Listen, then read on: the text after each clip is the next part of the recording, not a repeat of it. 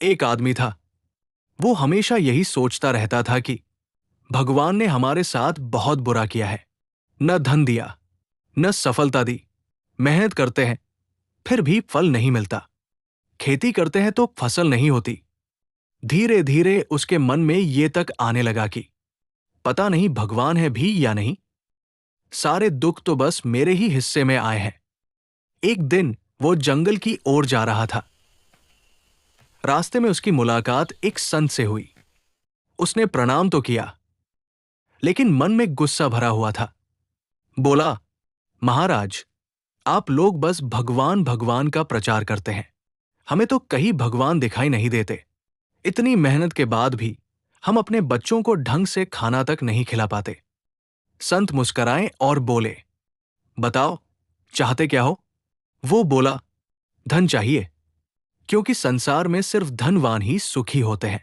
संत बोले, अच्छा, चलो मैं तुम्हें धन दिखाता हूं। वे उसे एक बहुत बड़े धनवान के महल में ले गए। महल देखकर उस आदमी की आंखें चौंधिया गई। वो बोला, हे महाराज, इससे सुखी इंसान तो संसार में कोई नहीं हो सकता। लेकिन जब संत ने उस धनवान से पूछा, क्या तुम सुखी हो? तो उसकी आंखों से आंसू बहने लगे। वो बोला, महाराज, मेरे पास अपार धन है, लेकिन मैं अंधा हूं। मैंने आज तक दुनिया देखी ही नहीं। अगर कोई मुझे आंखें दे दे तो मैं अपनी सारी संपत्ति उसे दे दूं। वो आदमी चुप हो गया।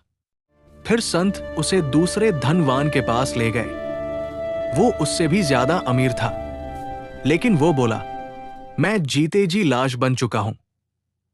मेरी पत्नी ने मुझे धोखा दिया। इतना धन होते हुए भी जीवन नरक बन गया। तीसरे स्थान पर पहुंचे तो वहां एक ऐसा धनवान था जिसके दोनों हाथ नहीं थे।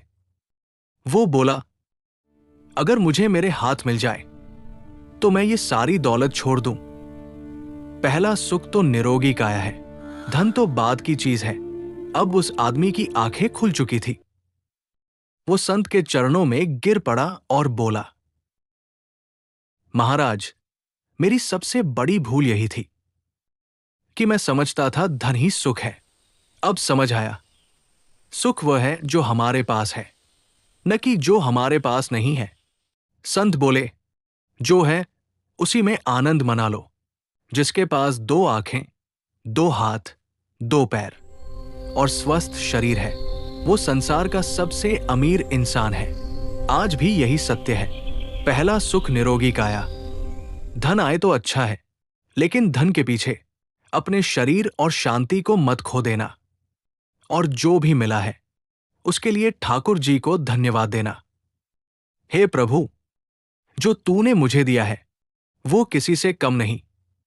तेरा शुक्रिया, तेरा शुक्रिया।